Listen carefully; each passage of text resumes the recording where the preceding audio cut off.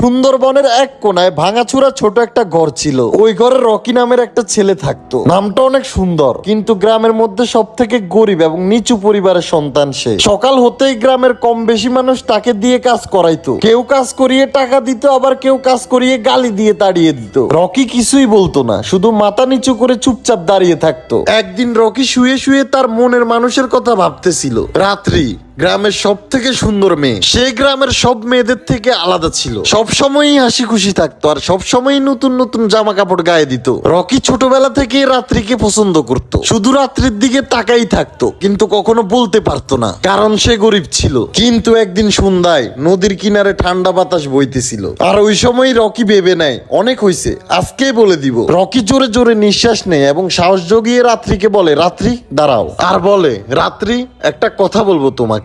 রাত্রি তার দিকে তাকিয়ে থাকে আর হাসি মুখে বলে, কি বলবি বল, আমার আবার সময় নষ্ট করা পছন্দ না। রকির বুক দুক দুক দুক দুক করতেছিল, তার দুই চোখে ভয় ছিল।